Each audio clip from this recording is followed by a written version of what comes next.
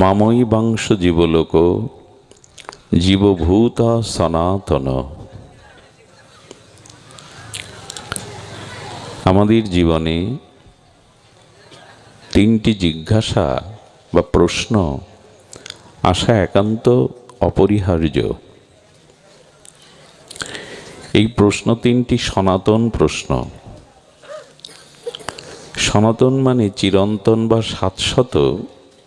এই তিনটি জিজ্ঞাসা, এই তিনটি জিজ্ঞাসার যথাযথ মীমাংসা বা উত্তর যদি তত্ত্বজ্ঞ সদ্গুরু দ্বারা, মহতের কৃপার দ্বারা আপনার জীবনে সমাধান হয়, তবে আপনার জীবনের পরম চরম লক্ষ্যে আপনি পৌঁছাতে পারবেন।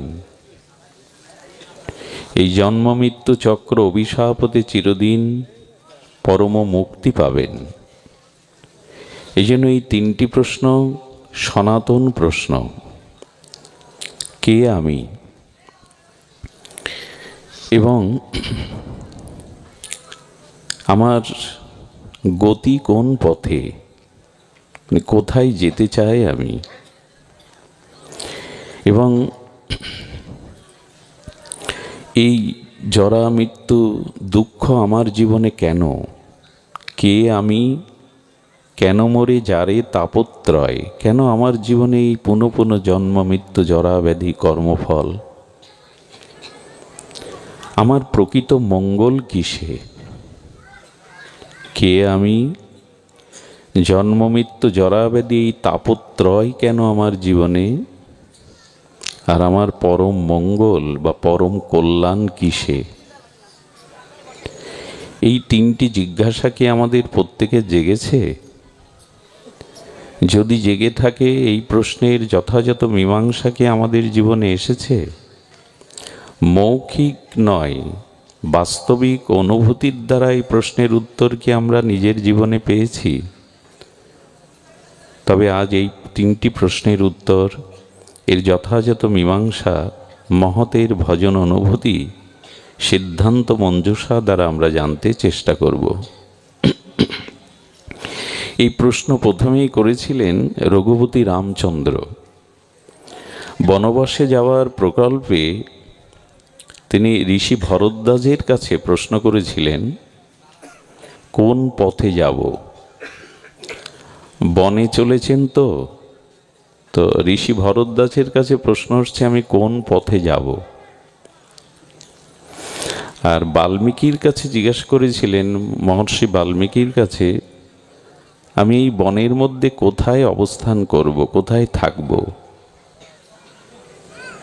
রঘুপতি রামচন্দ্রের এই প্রশ্ন বা আমাদের সনাতন গোস্বামীপাদের মহাপ্রভুর চরণে এই প্রশ্নের ত্রয়, এটি আজ আমাদের আলোচ্য বিষয়, সাক্ষাৎকারের বিষয়।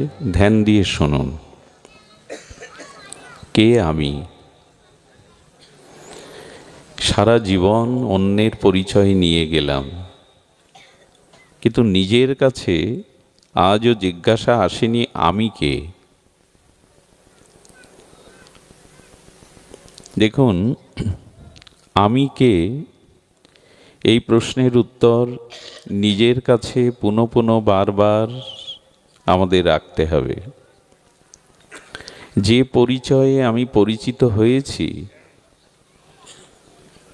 যে পরিচয় নিয়ে আমি পরিচিত, এই পরিচয় প্রকৃত পরিচয় নয়। তার কারণ, আপনি সকালে উঠে নিজের কাছে এই প্রশ্ন বারবার আনবেন। প্রতিদিন সকালে যারা অন্তর্মনা সাধক, তত্ত্বজ্ঞ সাধক, তত্ত্ব অনুসন্ধানী, তারা এটা করে থাকেন। প্রথমে বলি, আমি হাত না, আমি পদ না, আমি মস্তক না, আমি দেহ না। দেখুন, আমরা আমার দেহ বলি, আমার হস্ত বলি, আমার মস্তক বলি, আমি দেহ, আমি হাত, আমি পা, আমি মাথা, এটা বলি না। তো আমরা যখন আমির পরিচয় কে আমি জানতে চেষ্টা করি যদি বিদেশে যাই না। আমরা যখন বিদেশ ভ্রমণে যাই তখন আমি বাংলাদেশি এই পরিচয় দেই, সেই দেশের পরিচয় নয়, আমার জন্মভূমির জন্মস্থানের পরিচয় দেই। অনন্ত বিশ্বব্রহ্মাণ্ডের মধ্যে যে ভূমিতে আমি ভূমিষ্ঠ হয়েছি সেই ভূমির পরিচয় দেই। পরিচয় অনেক রকম। এরপরে লক্ষ্য করবেন, আমি যে পরিবারে বাস করি সেই পরিবারে আমার পরিচয় অনেকগুলি। আমি কারো পিতা, আমি কারো ভ্রাতা, আমি কারো পুত্র, আমি কারো স্বামী। কতগুলি পরিচয় হচ্ছে লক্ষ্য করুন। ব্যক্তি আমি, কিন্তু পরিবারে যখন আমার পরিচয় আসে, আমি কারো পুত্র, আমি কারো পিতা, আমি কারো স্বামী, আমি কারো ভ্রাতা, এই তো কতগুলি পরিচয় হয়ে গেল। আবার যখনই আপনি পরিচয় দেবেন সেই পরিচয়ের একটা ভার বা কর্তব্য আপনার উপরে বর্তাবে। খুব ধ্যান দিয়ে শুনুন, যখন বলবেন আমি পিতা, পিতার একটা কর্তব্য তখন ঘাড়ে আসছে না? যখন বলছেন আমি পতি, তখন পতির একটা কর্তব্য কিন্তু আপনার ঘাড়ে কর্তব্য এসে যাচ্ছে কি না? যখন বলছেন আমি ভ্রাতা হোক, পতি হোক, পুত্র হোক, যখনই এই পরিচয়গুলি দিচ্ছেন তখন সেই পরিচয়ের একটা কর্তব্য আপনার উপরে এসে ভর করছে। আচ্ছা, বাইরে আমি ডাক্তার, কেউ ব্যবসায়ী, কেউ কৃষক, এ পরিচয় যখন দিচ্ছি তখন ওই পরিচয়ের কর্তব্য আমার ঘাড়ে আসছে, কর্তব্যে চলে আসছে। আচ্ছা, রাত্রে যখন ঘুমিয়ে পড়ি, গভীর সুষুপ্তি নিদ্রায়, গাঢ় নিদ্রায় যায়, তখন পরিচয় কি থাকে? আমি যখন সুষুপ্তিতে গাঢ় নিদ্রায় নিদ্রাভিভূত হই তখন কোনো পরিচয় থাকে কি? আমি কারো পিতা, কারো মাতা, কোথায় আছি, কোন আমার দেশ। আমার মনে হয় কি জানেন, রাতে সুষুপ্তি নিদ্রার মধ্যে আমরা শান্তি পাই কেন জানেন? পরিচয়গুলো থাকে না বলে, কর্তব্যগুলো থাকে না বলে। পরিচয় থাকলে তো একটা কর্তব্য এসে ভর করে, ওই সময় পরিচয় ভুলে যায়। আর পরিচয় যেহেতু নেই, ওই জন্য কর্তব্যের বোঝা বা দায়িত্ব তখন কাঁধে নাই। এজন্য রাতে নিদ্রাভিভূত সুষুপ্তি নিদ্রাতে আমাদের পরিচয় হারিয়ে ফেলি, নিজের সত্তাটা তখন আত্মার সাথে লীন হয়ে যায়। এই জন্য তখন সুষুপ্তিতে গাঢ় নিদ্রায় বড় সুখ হয়।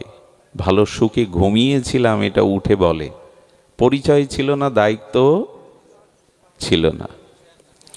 তো সারাদিন এই যে পরিচয়, এই পরিচয় কি আমার প্রকৃত পরিচয়? এইখানেই সমস্ত বৈদিক সনাতন শাস্ত্র বলেছে না। কে আমি? আমি হস্ত না, আমি পদ না, আমি দেহ নই। আর যে পরিচয় আছে সেখানেও তো অনেক পরিচয় হয়ে যাচ্ছে। আমি পিতা, আমি পুত্র, হ্যাঁ আমি কারো সন্তান, আমি কারো ভ্রাতা, অনেক পরিচয় হয়েছে। পরিচয় তো বহু না আমার।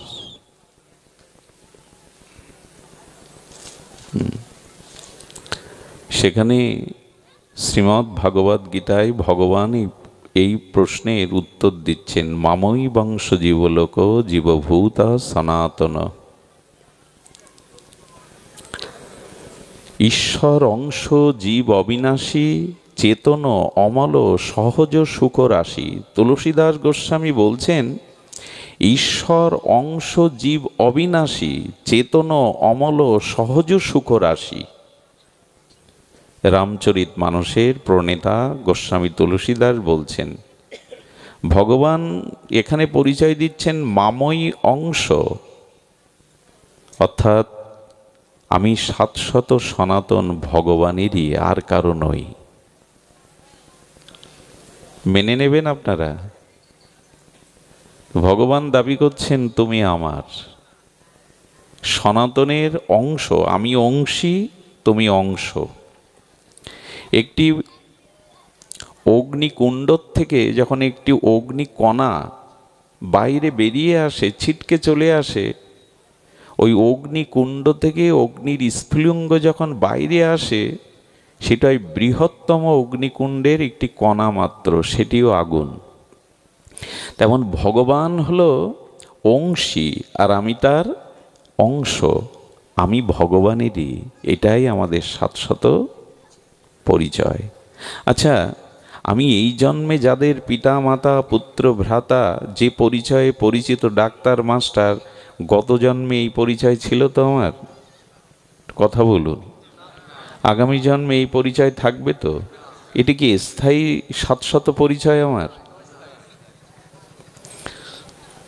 স্থায়ী পরিচয় নয়, কিন্তু আমি কোটি কোটি জন্ম ভগবানেরই ছিলাম, এ জন্মেও আছি, আগামীতেও ভগবানের থাকব। ভগবানের এই পরিচয় শাশ্বত।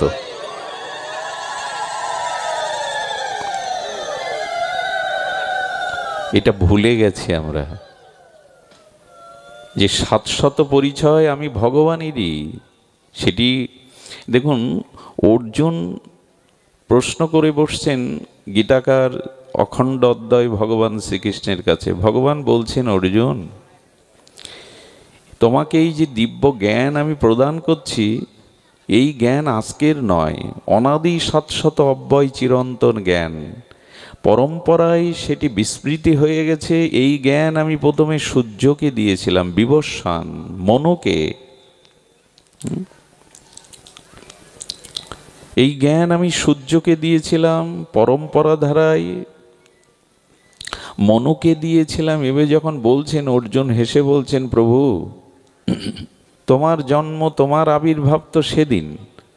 তুমি কি সূর্যের থেকেও বড়, যে এই জ্ঞান সূর্যকে প্রথমে দিয়েছিলে?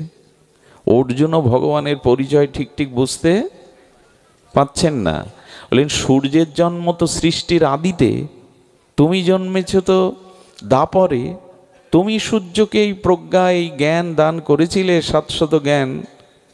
তাহলে কি তোমার জন্মের সাথে সূর্যের জন্মের ব্যবধান তো বহু। ভগবান তখন হেসে বলেছিলেন, বহুমেবে ব্যতীতানি জন্মানি তাবর্জুন। কথাটি খুব ধ্যান দেওয়া দরকার। অর্জুন, তোমার আমার বহুবার এ জগতে আসা যাওয়া হয়ে গেছে। তুমি বহুবার এসেছো, আমিও এসেছি, কিন্তু তোমার সে স্মৃতি নাই। কিন্তু আমার স্মৃতি আছে, আমি জানি যে তুমি বহুবার এসেছো, আমরা অনেকবার এসেছি। ওই জন্মে আমাদের স্ত্রী পুত্র পরিবেশ পরিচয় ছিল, সেগুলি আজ নাই। আর একটা কথা বলি, এই পরিচয়টা ভুলে গেছি, কিন্তু আমি ভগবানের এই পরিচয় ভুললেই কিন্তু অভিশাপ এসে দেখা দেবে। দিয়েছেও তো তাই।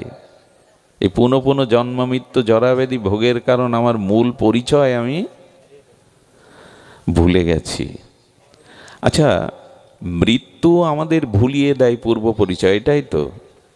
মৃত্যু শব্দের অর্থ করেছেন গোস্বামী, খুব অদ্ভুত। রূপ গোস্বামী মৃত্যু শব্দের অর্থ করেছে মৃত্যুর অত্যন্ত বিস্মৃতি। তার মানে পূর্বজন্মের যা কিছু স্মৃতি, সব কিছু ভুলে যাওয়ার নাম হলো মৃত্যু। অতীতে যা কিছু ছিল পরিচয়, আমার যা কিছু ঘটনা, দুর্ঘটনা, সেই অতীতের সমস্ত স্মৃতি অত্যন্ত বিস্মৃতির নাম হলো মৃত্যু। যা সব ভুলে গেছি। আমার মনে হয় এটা ভগবানের করুণার দান। আমরা যদি পূর্বজন্মের স্মৃতি মনে থাকতো, আমাদের দিন রাত ছটপট করতে হতো, বাঁচতে পারতাম না। ভগবান কত করুণাময়, মৃত্যুটা রেখেছিলেন মাঝখানে, এই জন্য বাঁচা। তাহলে আপনি যদি পূর্ব শতকোটি জন্মের স্মৃতি বুকে নিয়ে থাকতো না, আপনি দম ফেলতে পারতেন না, ছটপট করতেন। বর্তমান এই জন্মে আমার কত শত্রু, আর যদি অতীত জন্মের শত্রুর কথা মনে থাকতো, আপনি নিঃশ্বাস নিতে পারতেন না। ভগবানের খুব করুণা যে মাঝখানে মৃত্যুটা দিয়ে সব ভুলিয়ে দিয়েছে। না হলে আমরা যন্ত্রণায় কাতর হয়ে যেতাম, পাপগুলো মনে করতাম, শত্রুদের কথা চিন্তা করতো। পাপও আছে, শত্রুও আছে, জীবনে কত অন্যায় কর্ম আছে, এগুলো স্মরণ থাকলে না আপনি যন্ত্রণায় কাতরাতেন, করুণাময় ভগবান মাঝখানে মৃত্যুটা দিয়ে সেটা ভুলিয়ে দিয়েছে। আরও একটা ক্ষতি হয়ে যেত কি জানেন, দিল্লিতে এক ভদ্রলোক খুব ধনী শেঠ, কিন্তু তার কিশোর পুত্রের এমন একটা মরণ ব্যাধি এলো, কোটি কোটি টাকা তিনি ব্যয় করলেন চিকিৎসায়, কিন্তু সন্তানটি সরে গেল, মরে গেল। যাওয়ার আগে কি বলে গেল জানেন? পিতা, আপনি এত ধনসম্পত্তির মালিক ছিলেন, কিন্তু আমার জন্য সর্বশান্ত হলেন, তার কারণ জানুন। আমার পূর্বজন্মের স্মৃতি মনে আছে, আপনি আমার কাছ থেকে ধার নিয়ে সেটা পরিশোধ করেননি, তাই পুত্র হয়ে আপনার সেই অর্থটা নষ্ট করবার জন্য পুত্ররূপে ঘরে এসেছি। এগুলো সহ্য করতে পারতেন না যদি পূর্বজন্মের স্মৃতি ভগবান আপনাকে রেখে দিত।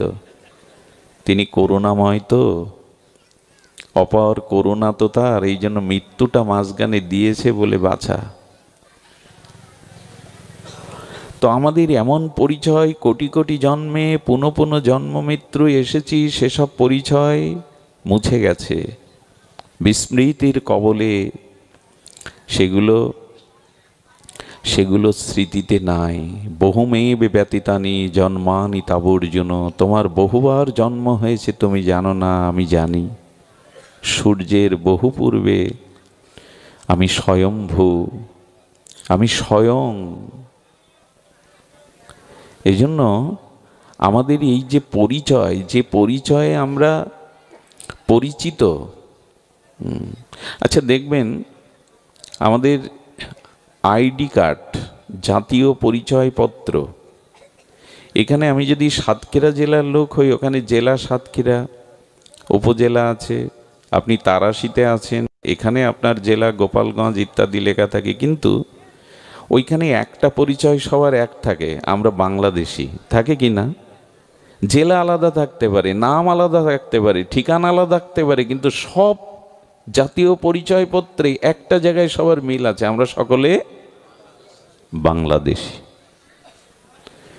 তেমনি বলতে হয় শত কোটি পরিচয় নিয়েছি, এটা মূল পরিচয় নয়। মূল পরিচয় আমি ভগবানেরই, আর কারো নয়। দেখুন, কোনো যাত্রা মঞ্চে যদি হরিশ্চন্দ্রের রোল করে কেউ, তো অনেক সাধারণ গ্রাম্য লোক ওই যাত্রা দেখতে আসে। একবার উড়িষ্যায় এরকম একটা যাত্রা হয়, একজন সাধারণ অজ্ঞ গ্রাম্য সরল মূর্খ লোক যাত্রা শুনতে এসেছে, দেখছে হরিশ্চন্দ্র সব দান করছে, রাজ্য দান করছে, সব কিছু। উনি পরের দিন যাত্রা ভঙ্গের পরের দিন খুঁজতে খুঁজতে যিনি হরিশ্চন্দ্রের রোল করেছেন ওনার বাড়ি গেছে। তো সন্ধান নিতে নিতে ওনার বাড়ি গিয়ে ওনাকেই জিজ্ঞাসা করছেন, কালকে যিনি হরিশ্চন্দ্রর ভূমিকাতে ছিলেন, এটা কি হরিশ্চন্দ্রের তার বাড়ি?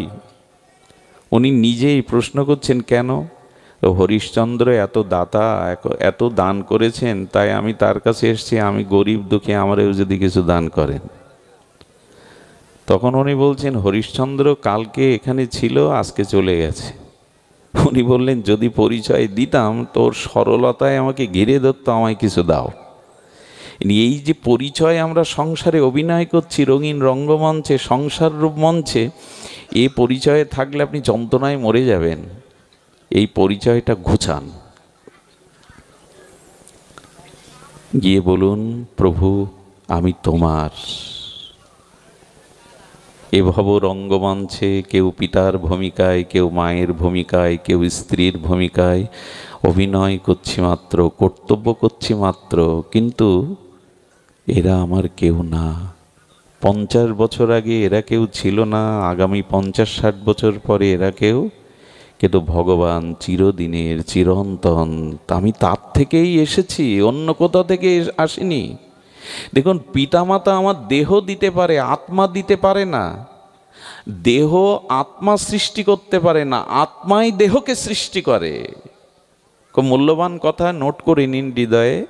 দেহ কখনো আত্মা সৃষ্টি করতে পারে না, আত্মা আছে তাই দেহের সৃষ্টি। আত্মাটা পিতামাতা দিতে পারে না, ডাক্তারও দিতে পারে না। আত্মা তো তিনি, সেই স্বয়ং সচ্চিদানন্দ বিভু, সচ্চিদানন্দ ভগবান পরমাত্মা, তিনি আত্মা রূপে এই দেহের মধ্যে কৃপা করে এসেছেন। এই জন্য আমি তার।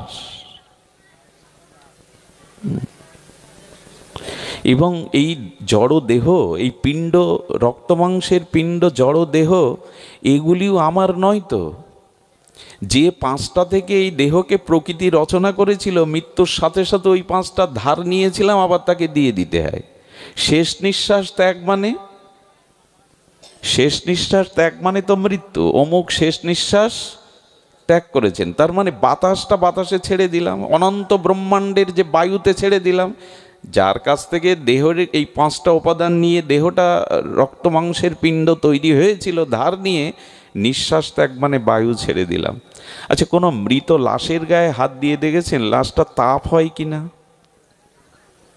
শিশু হোক, বৃদ্ধ হোক, যুবক হোক, সব লাশের গায়ে হাত দেখবেন বরফের মতো। কেন? কেন? অগ্নিতত্ত্ব, যে তাপ তত্ত্ব, সেটা চলে গেছে। এই প্রপঞ্চময় বিশ্বব্রহ্মাণ্ডের থেকে ওই 5টা জিনিস কুড়িয়ে এই দেহটা তৈরি হয়েছিল। প্রতিমা তৈরি করতে গিয়ে যেমন কাদা আনলো, মাটি আনলো, জল আনলো, খড়কুটো আনলো, এইগুলি দিয়েই তো একটা প্রতিমার রূপ দেয়। তেমন এই বিশ্ব প্রপঞ্চ থেকে এক একটা জিনিস ধার নিয়ে পিতামাতা এই পঞ্চত্ব দেহ গড়েছিলেন। নিঃশ্বাস বায়ু ছেড়ে দিলাম, তাপ ছেড়ে দিলাম। চিতাতে যখন পুড়ছি বা মাটির নিচে দিচ্ছি, তখন চিতায় পুড়তে পুড়তে আমার জলীয় যে জল আমার ভেতরে, সেই জলটা বাষ্প আকারে মহাশূন্যে চলে যাচ্ছে। ছাইয়ের পরে বা মাটির পরে মাটিতে রূপান্তরিত হচ্ছে ছাই ভস্যটা। আর এই মহা প্রপঞ্চে, মহাকাশে এই 4টি জিনিস নশ্বর, কিন্তু এগুলো এই প্রকৃতিও বিনাশ করা যায় না। আমি বাতাসকে মেরে ফেলতে পারবো? বাতাসের মৃত্যু আছে, কথা বলুন। তাপের মৃত্যু আছে, মাটির মৃত্যু আছে, আকাশের মৃত্যু আছে, জলের মৃত্যু আছে। সে তো যায় বাষ্প হয়ে, আবার আসে, আবার যায়। মরে কে? কেউ তো মরে না, রূপান্তর হয়। এগুলো জানলে শোক থাকে না, হাউমাউ করে চিৎকার করতে ইচ্ছা করে না। যখন জ্ঞানী এগুলো জানে আমার মৃত্যু নেই, আমি অজর, অমর, শাশ্বত, সনাতন, চিরন্তন। ভাবাবেগে চললে হবে না, এই তত্ত্বগুলো জানতে হবে যদি শোক থেকে দূরে থাকতে হয়। মৃত্যু ভয়ও আপনাকে ভীত করতে পারবে না, কারণ আপনার মৃত্যুই নেই। অবস্থার পরিবর্তন হচ্ছে, প্রেক্ষাপট পরিবর্তন হচ্ছে, নূতন নূতন পরিচয় আসছে, আমার মৃত্যু নেই। এই তত্ত্বগুলো সদ্গুরু, সৎশাস্ত্রের কাছ থেকে জানা প্রয়োজন। হই হুল্লোড় করে আবেগে চলে কিছু হবে না। এজন্য আমি শাশ্বত, সনাতন, চিরন্তন, অব্যয়, অজর। আমি ভগবানেরই, ভগবান আমার। যেদিন প্রকৃতভাবে অনুভূতির দ্বারা এই পরিচয়ে পরিচিত হতে পারবেন, সেদিনই আপনার প্রকৃত পরিচয় আপনি লাভ করবেন। আমরা বড় মায়াবদ্ধ ভুল করে বসেছি, আমি অমুক তমুক। এই জন্য মহাপ্রভু সনাতনের এই 700 সনাতন প্রশ্নের উত্তর দিচ্ছেন। কে আমি? মহাপ্রভু বললেন, জীব নিত্য কৃষ্ণ দাস। উপনিষদ বলছেন, হ্যাঁ, মামই বাংশ জীবলোক জীবভূত সনাতন, তুমি ভগবানেরই অংশ। তিনি অংশী, তুমি অংশ। এই পরিচয় মৌখিকভাবে বললে হবে না। এই পরিচয় আমাদের এই জন্য নিজের কাছে বারবার প্রশ্ন করতে হয়, নিজের কাছে বারবার জিজ্ঞাসা করতে হয়, কে আমি? পরম পুরুষ রামকৃষ্ণদেব একটি অপূর্ব সহজ দৃষ্টান্তের দ্বারা আমাদের জানিয়েছেন। আপনার বাড়ির কাজের যে মেয়েটা কাজ করে না, ও দেখবেন আপনার বিবাহতে, উৎসবে, বাড়ির কোনো আনন্দ অনুষ্ঠানে ও নূতন পোশাক পরে, সাজগোজ করে, হাসি ঠাট্টা আনন্দের ভেসে যায়। আবার আপনার গৃহে কোনো বিপদ এলে, মৃত্যু এলে, কোনো শোক তাপ এলে তার মুখ অন্ধকার হয়, সেও চোখে তার জল চলে আসে। কিন্তু ও যখন রাত্রে বিছানায় মাথায় বালিশটা দিয়ে একান্তভাবে আমি এদের কেউ না, আমার গ্রাম সেই দূর গায়ে, এরা আমার কেউ না। ঠাকুর বললেন, সংসারে এভাবেই থাকো, এদের সাথে পরিচয় হয়েছে, এটা গত জন্মেও ছিল না, আগামীতেও থাকবে না। এইখানে তুমি কিছুদিনের জন্য ঋণ ছিলে এদের কাছে, সেই ঋণ পরিশোধ করতে কর্তব্যরূপে এদের মধ্যে থাকো, তুমি এদের কেউ না। আর আমরা ভেবেছি আমাদের আর আমি করতেই তো গেল, আমি অমুক আমি অমুক, এই পরিচয় করতে করতেই তো জীবন গেল। আস্ফলন করে কত বড়ি, চেনো আমাকে, আমি কে? এই জন্য 700 পরিচয় ভগবান জানিয়েছেন, তুমি আমার। পৃথিবীতে সব থেকে চিরন্তন সত্য কথা যখন ভগবান বলে তুমি আমার, এটাই সত্য। আর জীব জগতের যখন কেউ বলে তুমি আমার, আচ্ছা বলুন তো, আমার বস্তু তো আমার অধীন, এই করতালটা আমার বলছি, এটা আমার অধীন না? কিন্তু যখন আমি চলে যাচ্ছি এই এই সংসার থেকে, মৃত্যুরূপ সেই কাল এসে আমাকে নিয়ে যাচ্ছে, তখন আমার যারা, তারা কিন্তু আমাকে রাখতে পারছে না, পারেও না। আমার বলে যারা পরিচয় দিচ্ছে তুমি আমার তুমি আমার, তারা আমাকে রাখতে পারে না। আবেগে মাঝে মাঝে কি বলে জানেন প্রিয়জনেরা, মরণ যদি দুয়ারে আসে আমি ফিরিয়ে দেব, আমার কাছ থেকে তোমায় কোথাও যেতে দেব না। এটা খুব ভালো লাগে কথাগুলো শুনলে, নাটকের সংলাপ, উপন্যাসের সংলাপ খুব ভালো লাগে। প্রিয়া যদি প্রিয়কে বলে, ওপারের ডাক যদি আসে, শেষ খেয়া হয় পাড়ি দিতে, মরণ তবু তোমায় কোনোদিনও পারবে না কেড়ে নিতে। কেমন ভালো লাগে লতা মঙ্গেশকর যদি গায়। অনুরাগের ছোঁয়া ছবির একটা গান ছিল লতাজির, ওপারের ডাক যদি আসে, শেষ খেয়া হয় পাড়ি দিতে, মরণ তবু তোমায় কোনোদিনও পারবে না। কত ভালো লাগে। কিন্তু যেদিন মরণ এলো সেদিন জিজ্ঞাসা করুন তোকে, আর রাখতে পারলে না তুমি? অবুঝ লোক কি করে জানেন, আবেগী লোক কি করে জানেন, যখনই বলে আমি মরে যাব, তখন আবেগতাড়িত প্রিয়জনগুলো মুখে আচ্ছাদন দিয়ে বলে মরণের কথা বলো না, মরণের কথা বলতে নেই, আমার আগে তোমায় যেতে দেব না। কত ভালো লাগে কথাগুলো। কথাগুলো ভালো না, এটা আবেগী মানুষের কথা। বরঞ্চ মরণের কথাটাই প্রতিদিন 2-10 বার বলবেন, মরণের কথাটাই বারবার চিন্তা করবেন, ওই কথাটাই বেশি করে শুনতে হয়, শোনাতে হয় মরণের কথা।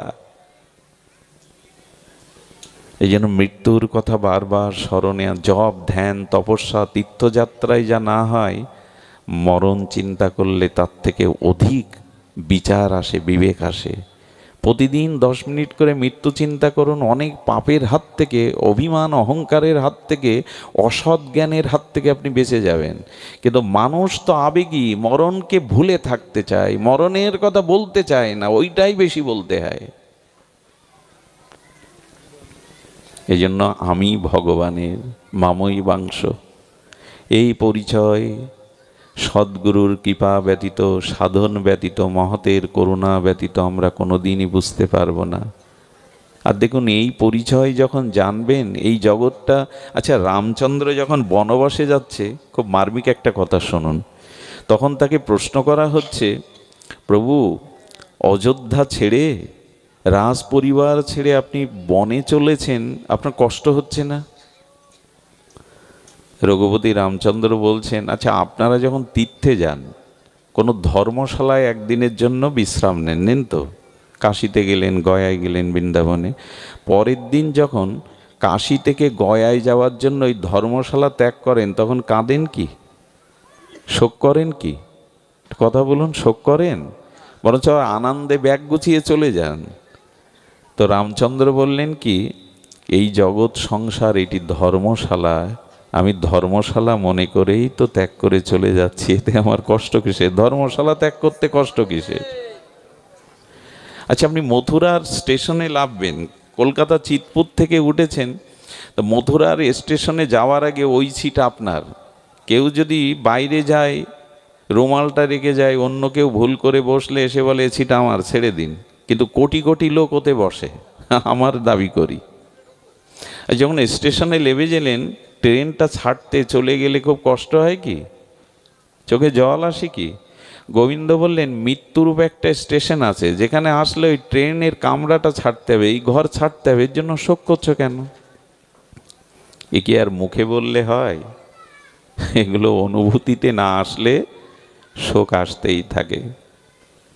রামচন্দ্রকে বলা হচ্ছে রাজ পোশাক ছেড়ে বনবাসীর একটা বস্ত্র তোমাকে পড়তে হচ্ছে, এই বস্ত্রে 14 বছর কাটাতে হবে রাম।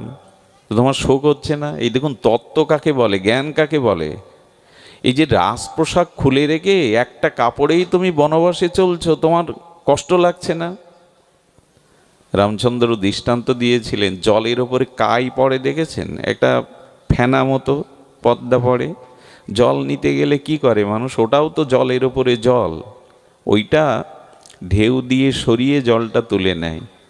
রামচন্দ্র তখন বললেন দেখো, এই রাজ পোশাকটা ওই জলের কায়ার মতো, ওটা সরিয়ে আমি স্বচ্ছ একটা পোশাক পরেই তপবনে যাচ্ছি। কি ভাবনা! আমি ভালো পোশাক পেলাম না, আমার ভালো পোশাক নেই বলে অনেকেই দুঃখ করে, অমুকের এই মূল্যবান পোশাক আমার নাই, তাই নাই। রামচন্দ্র কি বলছেন একবার শুনুন। ভাগবত কেন শুনতে হয়? এটি জীবনে তত্ত্ব এনে দেয়, মীমাংসা এনে দেয়। না পাওয়ার বেদনায় আপনাকে আর কষ্ট পেতে হয় না। বলছে জলের উপরে কায়া সরিয়ে যেমন স্বচ্ছ জলে স্নান করতে হয়, গ্রহণ করতে হয় জলটা, তেমনি একটা পোশাক ছেড়ে আমি স্বচ্ছ পোশাক পরেছি। আচ্ছা রঘুপতি, তুমি যেখানে রাজমুকুট পরিধান করবে সেখানে বনবাসী হচ্ছ, তোমার কষ্ট হচ্ছে না বলে এর দ্বারা আমার 4টি কল্যাণ হচ্ছে, আমার 4টি মঙ্গল হচ্ছে। প্রথমত আমি পিতার সত্য পালন করতে পারছি, দ্বিতীয়ত মায়ের ইচ্ছা পূরণ করতে পারছি, কইকেই তো আমাকে কৌশল্যার থেকে ভালোবাসে, তো তার ইচ্ছা পূরণ করতে পারছি। তৃতীয়ত ভরতের মতো এমন ভাইকে আমি রাজ্য অভিষেক বা রাজ্য সিংহাসনে দেখতে পাচ্ছি। আর চতুর্থ, রাম যদি রাজ্য অভিষেক করে অযোধ্যায় থাকতো, আমি প্রজ্ঞা জ্ঞান লাভ করতে সুযোগ পেতাম না, কিন্তু 14 বছর বনবাসে ঋষিমণিদের সান্নিধ্যে আমি সাধু সঙ্গ পাবো, শাস্ত্র আলোচনা পাবো, এটা আমার জীবনকে ধন্য করবে। আচ্ছা এইভাবে ভাবলে মানসিক রোগ আপনাকে আক্রান্ত করবে না। আমরা প্রায় সব চিন্তায় চিন্তায়, বিষয় চিন্তায় মানসিক রোগগ্রস্ত হয়ে গেছি। প্রায় মানুষ এখন মানসিক রোগ, বিড় বিড় করে বকে নিজে নিজে, রাত্রে ভালো ঘুম হয় না। এর কারণ এই সংসারের জঞ্জালের বোঝাটা চেপে বসেছে। সব পরিস্থিতির মধ্যেই ঈশ্বরের মঙ্গল কোনো ভাবনা চেষ্টা করুন, আছে।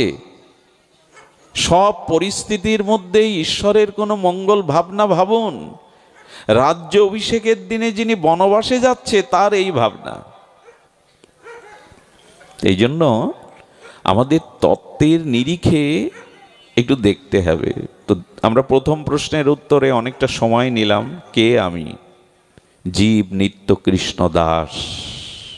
মহাপ্রভুর খুব সরল সাতশত এই আমাদের পরিচয় দিলেন, আমি ভগবানের দাস, সংসারের দাস নয়, কামনার দাস নয়, ক্রোধের দাস নয়, স্ত্রী পুত্রের দাস নয়, আমি ভগবানের দাস।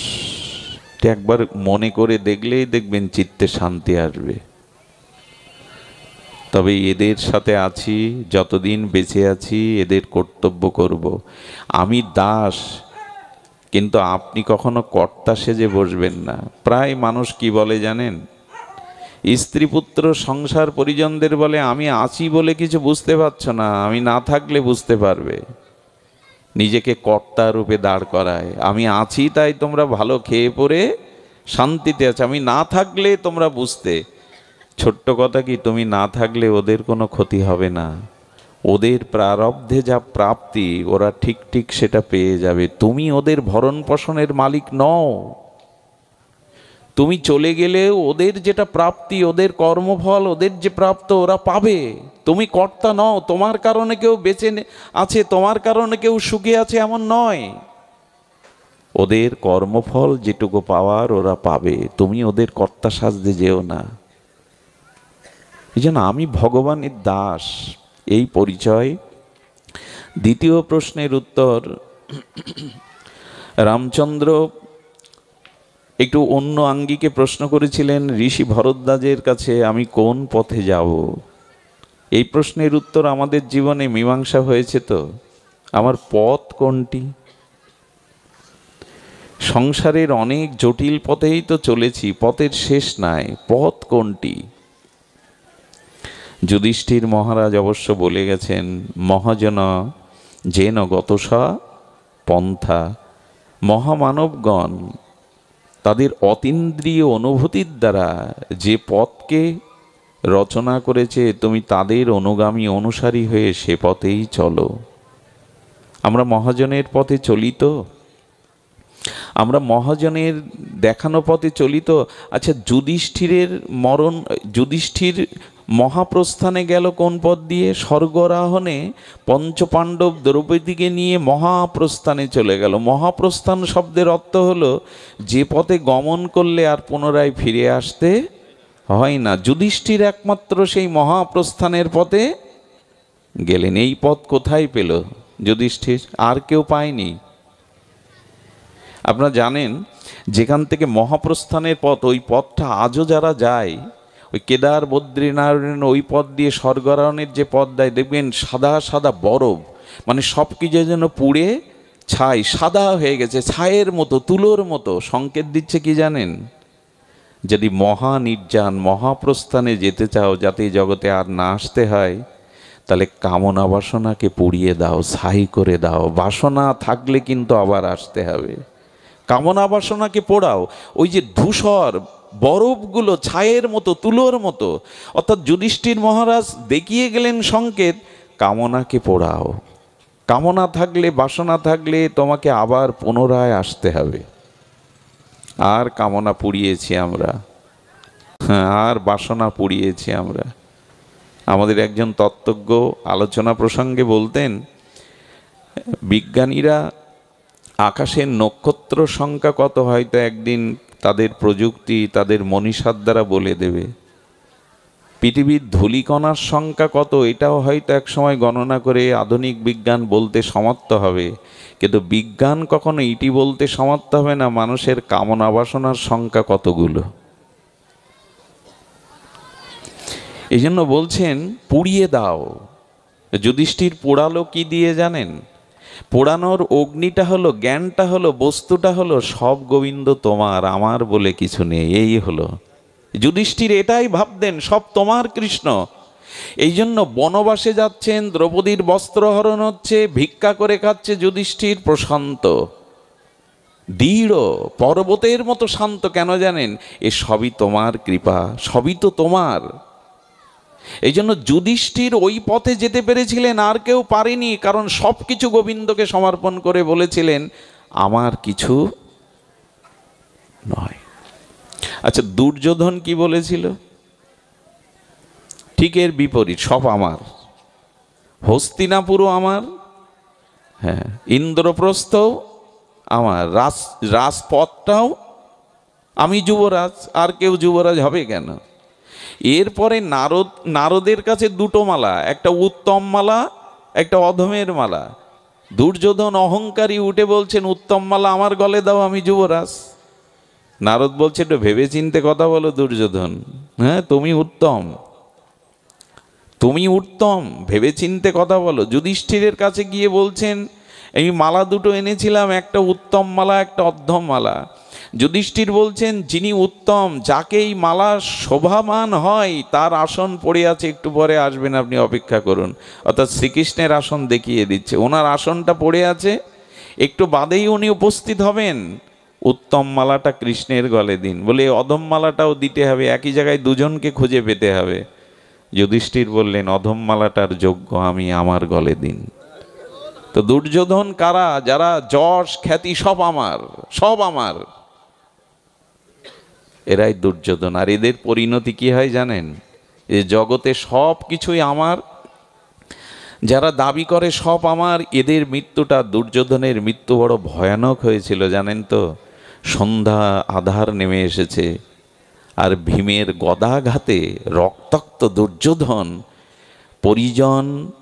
পরিজনহীন, আত্মীয়হীন, সমবেদনা জানানোরও কেউ নেই, ছটপট করছে কুরুক্ষেত্রে। রক্তাক্ত যন্ত্রণাকাতর দুর্যোধন সন্ধ্যার সময় পাশে সমবেদনা জানানোরও। দেখো, সংসারে যারা আমি অহংকার নিয়ে থাকে, সব আমার দাবি করে যারা, অহংকারী যারা, আমিত্বই যাদের প্রধান সত্তা, যে সব আমার, এদের মৃত্যুটা দেখো। এরা পরিজনহীন, সজ্জনহীন, অনুভূতি জানাবার কেউ নেই, যন্ত্রণায় ছটপট করছে। চারিদিকে ভাইদের লাশ, রক্ত, শোক, এর মধ্যে যন্ত্রণায় কাতর দুর্যোধন মরছে। আর যুধিষ্ঠিরের দিকে তাকাও, যিনি অভিমান ত্যাগ করে সর্বস্ব গোবিন্দকে দিয়েছেন, তার পথটা দেখো, মহাপ্রস্থানের পথ। কোন পথ চাই আমরা? এই যে কামনা বাসনা, পাপ, অপরাধ জড়ো করে যাচ্ছি ভোগ বাসনা প্রবৃত্তির দ্বারা, পথ পাবো তো? মৃত্যুর পরে পথ পাবো তো? আমার মনে হয় কোন পথে যাব এই জিজ্ঞাসার উত্তর হলো, মৃত্যুর পরে আপনি কোথায় যাবেন ওটা এখন ঠিক করে নেন। মৃত্যুর পর কিন্তু দেহ থাকবে না, ওই সময় আপনার কোনো স্বাতন্ত্র ইচ্ছার। এখন যেমন দেহটা আছে, আপনি পূর্বে যেতে পারেন, পশ্চিমেও যেতে পারেন, আপনি পুণ্যের পথে যেতে পারেন, পতন বা পাপের পথে যেতে পারেন। মৃত্যুর পর কিন্তু দেহ থাকবে না, ওখানে আপনার ইচ্ছায় তখন কিছু করতে পারবেন না। তখন সারা জীবনের কর্মফলই আপনাকে পথ দেখাবে আপনি কোথায় যেতে চান। এখনই ঠিক করে নেন যে আপনি কোথায় যাবেন, পথ ঠিক করে নেন। এই যে ডাক্তারবাবুর এই যজ্ঞ অনুষ্ঠানে আসতে গিয়ে আমাদেরও একটা পথ চিনে আসতে হয়েছে। লক্ষ্য বস্তুতে পৌঁছাতে গেলে আগে থেকে পথ নির্দেশনাটা, মৃত্যুর পরে যাব কোথায় মা, ঠিক করেছি? বলে ঠিক করা যায়? বলে অবশ্যই যায়। আব্রহ্ম ভুবনা লোকা পুনরাবর্তিন সহার্জুন মামোপেত্য তু কন্তেও পুনর্জন্ম ন বিদ্যাতে। অর্জুন ব্রহ্মালোক পর্যন্ত গেলেও তাকে আবার ফিরে আসতে হয়, কিন্তু যে একবার আমার চরণে এসে পৌঁছায় তাকে আর পথহারা হতে হয় না, আর সে জগতে ফিরে আসে না। কোথায় যাব এটা তো আগে নির্ণয় করতে হয়। আমরা পথহারা, কোথায় যেতে চায় আদৌ? যা একটা হবে, মানুষকে জিজ্ঞাসা করলে কি বলে জানেন? ও মরার পরের কথা ভেবে লাভ কি, যা হয় একটা হবে। এগুলো মূঢ়তা, এগুলো অজ্ঞানতা। আপনি সামান্য ভারতে যাবেন, তার আগে কত ভিসা, পাসপোর্ট, কোন স্থানে যাবেন, কার বাড়ি যাবেন, কোন ল্যাগেজ নেবেন, এত কিছু গোছগাছ করা লাগে। কত আত্মীয়র বাড়িতে গেলে আপনার কত প্রস্তুতি করা লাগে। আর আপনি মৃত্যুর পরে কোথায় যাবেন, কোন পথ আপনার, এটা নির্ণয় করার ভাবনা আমাদের মধ্যে নেই। বেশ খেয়ে পরে ভালোই আছি, তারপর কি হবে? তারপর যা হবে সেটা এখনই ভাবতে হয়। পথ কোনটি? পথ হলো এই জন্ম মৃত্যু জরাব্যাধির অভিশাপ থেকে মুক্তির পথ। যে পথে তোমার দুয়ারে যাওয়া যায়, যে পথে তোমার রাজ্যে যাওয়া যায়, আর যেন ফিরে না আসতে হয়। এই নিদারুণ অভিশাপ আর যেন আমাকে স্পর্শ না করে, সেই পথটা আজকেই নির্ধারণ করুন, এখনই নির্ধারণ করুন কোথায় যাব আমি। মৃত্যুর পর কিন্তু কোনো খাতির খাটবে না, সেখানে অর্থ, পদ, যশ, খ্যাতি আপনাকে আলো দেখা দেবে না, আপনি ওখানে পথই পাবেন না। কিছু মনে করবেন না, আমাদের উপরে 7টা লোক আছে, ভুব স মহ জন সত্য তপ, এরপরে তো আরও আছে, হ্যাঁ, অযোধ্যা, বৈকুণ্ঠ, গোলক, বৃন্দাবন, বিরজার ওপারে, এরকম অনেক। এই লোকগুলোর কথা জানতে হয়। আচ্ছা, শূকর কুকুরগুলো মরে ওদের আত্মা কোথায় যায়? মাছি, এত কীট পতঙ্গ, ওদের আত্মায় ভুবলোক ছেড়ে ভূলোকে যেতে, ঊর্ধ্বলোকে যেতে পারে না। খুব ধ্যান দিয়ে শুনুন, খুব দার্শনিক বিচার করেছেন এখানে। শূকর কুকুরগুলো মারা গেলে ওদের আত্মারগুলো গতি কী হয়? অত্যন্ত পাপী, আত্মহত্যাকারী, জীবনে সারা জীবন অপরাধ পাপ করে গেছে, এদের আত্মাগুলো এই ভারী স্তর থেকে উপরে যেতে পারে না। এদের আত্মার, জীবাত্মার গতি ঊর্ধ্ব দিকে হয় না। এদের আত্মাগুলো এই ভারী স্তরে। প্রায় 200 বছর হতে চলল আমাদের অবতার বা খুব বেশি বড় মহাপুরুষ 100-150 বছরের মধ্যে আসছে না। হ্যাঁ, অনেক মহামানব এখনো পৃথিবীতে আছে, প্রাতঃস্মরণীয় বন্দনীয় চরণ বিদগ্ধজন, কিন্তু অবতার মহামানবের সংখ্যা কমে গেছে। এর কারণ কি? এর কারণ কি জানেন? ঊর্ধ্ব স্তরের আত্মাগুলো এই ভারী কামনা বাসনার বাতাসের মধ্যে আসতে চায় না। আবার বলি, ওই পবিত্র ঊর্ধ্ব আত্মাগুলো বর্তমান পৃথিবীতে যে কামনা বাতাসনার বাতাস ভারী হয়ে গেছে, এই পাপময় কামনাময় এই ভারী বাতাসের মধ্যে ওই শুদ্ধ আত্মাগুলো আসতে চায় না। এই জন্য থেমে গেছে, পৃথিবীটা কামময় হয়ে গেছে, ভোগময় হয়ে গেছে। এই জন্য এখানে শুদ্ধ আত্মাদের আগমন কমে গেছে। সে রবীন্দ্রনাথ আর আসে না। যদি মহামানবদের দেখেন, সেই ঠাকুর অনুকূলচন্দ্র, স্বামী বিবেকানন্দ, স্বামী প্রণবানন্দ, কতজন এই বাংলাতেই তো মহাপ্রভুর ঠাকুর হরিদাস, পুণ্ডরিক, বিদ্যানিধি, কে না এসেছে। তাদের আশাটা থেমে গেছে কেন জানেন? এরাই ভারী স্তরে এই কামনা বাসনার বাতাসে আসতে চায় না। এজন্য এই বাতাস ভেদ করে এদের আত্মাগুলো ঊর্ধ্ব দিকে যেতে পারে না। এজন্য আজকে এখান থেকে সাধন ভজন করে পবিত্র সদাচারের দ্বারা, ভগবত উপাসনার দ্বারা পথটা রচনা করে নিন। নাহলে কিন্তু আত্মা ঘুরপাক খাবে, জীবাত্মার ঊর্ধ্বগতি হবে না। কত জন্ম এইভাবে শূকর কুকুরে, পশু জীব জন্তু, স্থাবরে অস্থাবরে এগুলো জন্মাতে হবে, ঊর্ধ্বগতি হবে না তো। আর একটা বিপদ কি জানেন? ঈশ্বর স্মরণ না করলে, ভগবানের নাম চিন্তন না করলে, সৎ চিন্তা না করলে কি হবে জানেন? এই যে অশরীরী আত্মাগুলো ঘুরে বেড়াচ্ছে ভারী স্তরে, ওরা লোম দিয়ে, নিঃশ্বাস দিয়ে আপনার ভিতরে ঢুকে গিয়ে ওদের যে কামনা বাসনার কাজটা, অসমাপ্ত কাজটা আপনার মধ্যে দিয়ে করিয়ে নেবে। আমি তো খুব দ্রুত বলে গেলাম কথাটা খুব স্মরণযোগ্য কথা, চিন্তার কথা। এই যে অপবিত্র আত্মাগুলো ঘুরে বেড়ায় না, জীবাত্মাগুলো, ওরা খুঁজে বেড়ায়। যারা খুব অসৎ চিন্তা করে, কাম কামনার চিন্তা করে, অশুভ চিন্তা করে, নিঃশ্বাসের মধ্যে দিয়ে এই অতৃপ্ত আত্মাগুলো তাদের দেহকে অবস্থান করে।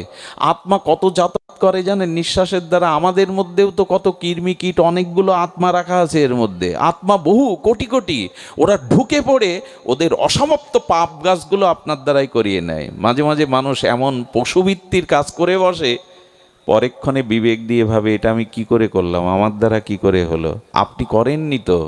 ওই যে অসৎ চিন্তা করেছিলেন, অশুভ চিন্তা করেছিলেন, ভগবানের চিন্তা ভুলে গিয়েছিলেন, সেই কারণে ওরা আপনার শরীরে প্রবেশ করে ওই কাজগুলো করিয়ে নিয়েছে। একটা দৃষ্টান্ত আমি বহু পূর্বে দিয়েছি। নিদ্রাজয়ী মহাপুরুষ ভগবত দর্শন করেছিলেন, যিনি সিদ্ধ বিজয় কৃষ্ণ গোস্বামী, নামটা আপনাদের অনেকের পরিচিত। ইনি ভগবত দর্শন নিদ্রাজয়ী মহাপুরুষ। উনি আশ্রমে বসে বসে, আশ্রমের দুয়ারে একদিন ভগবত চিন্তা করছে, হরিনাম করছে। হঠাৎ সামনে দেখছে লক্ষ্মী দেবী।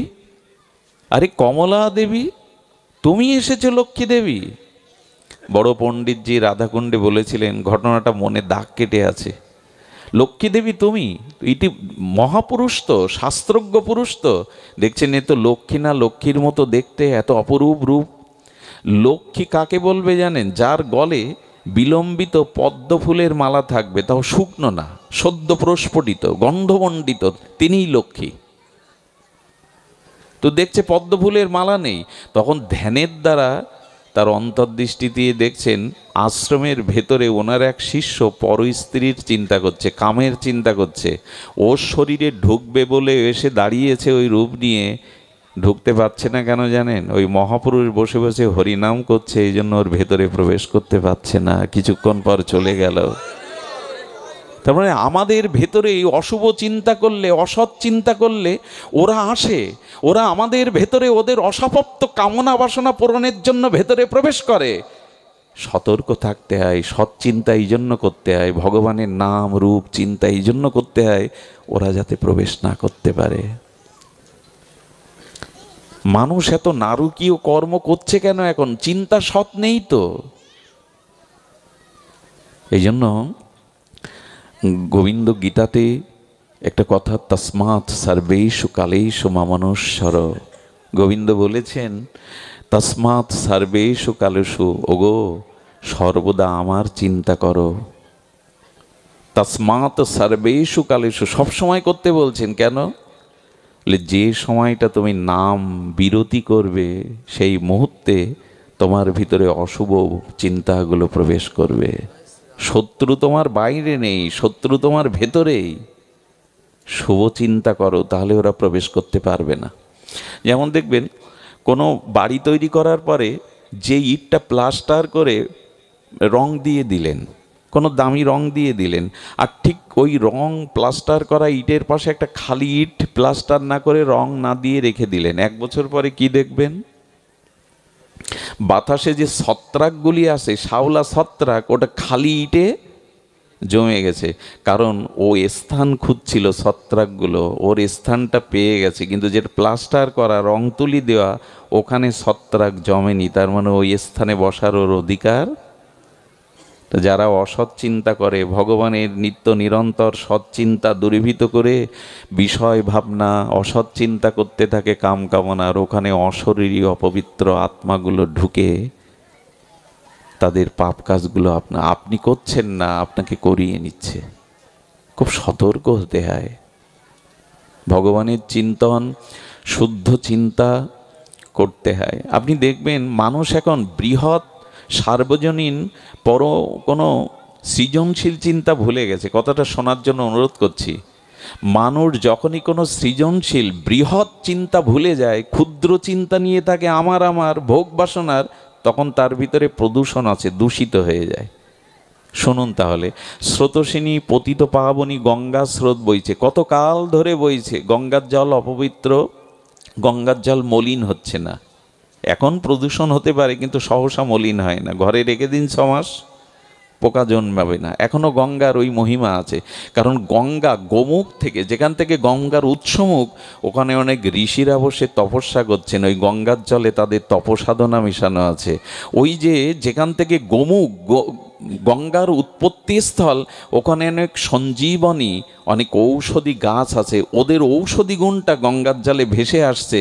এই জন্য আজও ঘরে রেখে দিলে 6 মাস গঙ্গার জল অপবিত্র হয় না। এই কাল কোলাহলের বর্তমান যুগেও গঙ্গার জল আজও পবিত্র। এর কারণ কি? ওর মধ্যে তপশক্তি মেশানো আছে। তদুপরি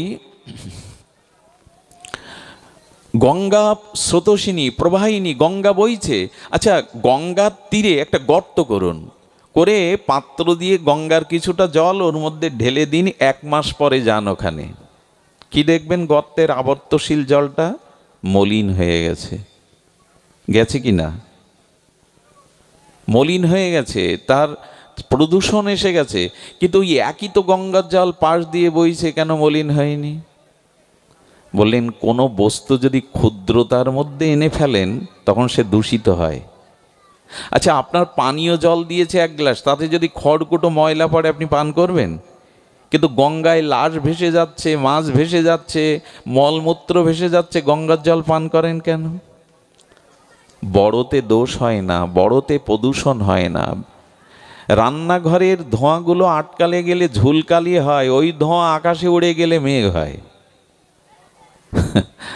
আমি বোঝাতে চেয়েছিলাম, মানুষ সৎ চিন্তা ছেড়ে দিয়েছে, বৃহৎ চিন্তা ছেড়ে দিয়েছে। মানুষের কল্যাণ, সমাজের কল্যাণ, অন্যের কল্যাণের এই বৃহত্তম সৃজনশীল চিন্তা করে না বিধায় মানুষ আর সংকীর্ণ হয়ে কামনা বাসনায় দূষিত হয়ে গেছে। ওই যে দূষিত জল গঙ্গার তীরে, ওই গর্ত থেকে আবার পাত্র করে মূল স্রোতে ভাসিয়ে দিন, আর দূষণ থাকবে? ওই স্রোতের মধ্যে মিশে আবার ওই জলটা শুদ্ধতায় রূপ নেবে। তেমনি মাথায় কোনো বৃহৎ ভালো চিন্তা রাখুন, একে বলে সৃজনশীল চিন্তা। জগতের কল্যাণ, অন্যের কল্যাণ, মানুষের কল্যাণের চিন্তাটা মাথায় রাখুন। দূষণ আসবে না, ক্ষুদ্র বুদ্ধি আসবে না, পাপ বুদ্ধি আসবে না, উদারতা আসবে। মানুষ এখন ভাবি কি আমরা? আর ভেবেছি, পূর্বপুরুষরা দেবালয়ের জন্য 12 বিঘে জমি দিয়ে গেছিলেন দেবালয় মন্দিরের জন্য, এখন ডিসেয়ার কেটে তা আমার করে নিচ্ছি।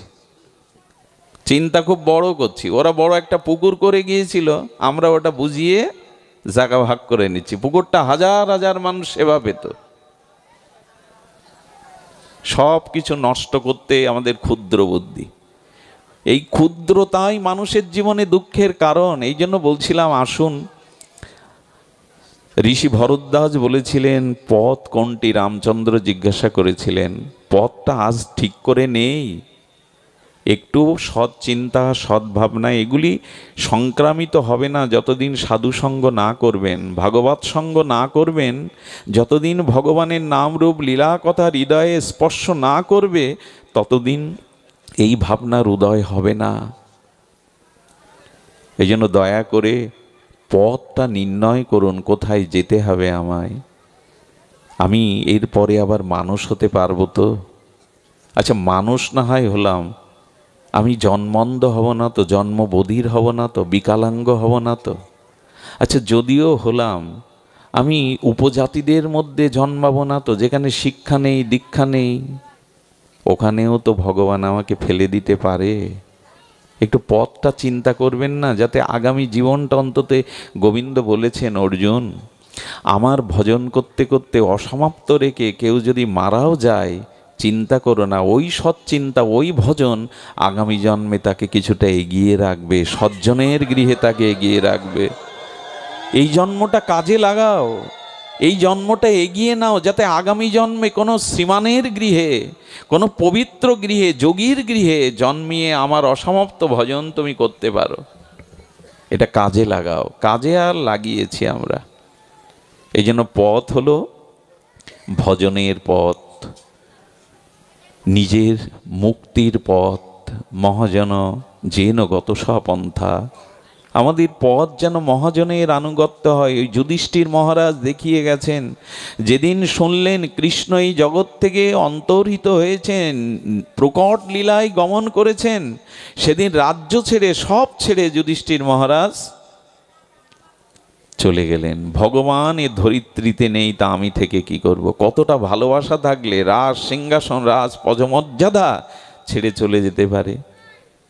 তা আমাদের পথ রচনা করতে হবে, পথটা চিনতে হবে, নালে পথ হারানো, পথ হারিয়ে ফেলবো, কিন্তু অন্ধকারের পথে যাত্রী হয়ে যাব।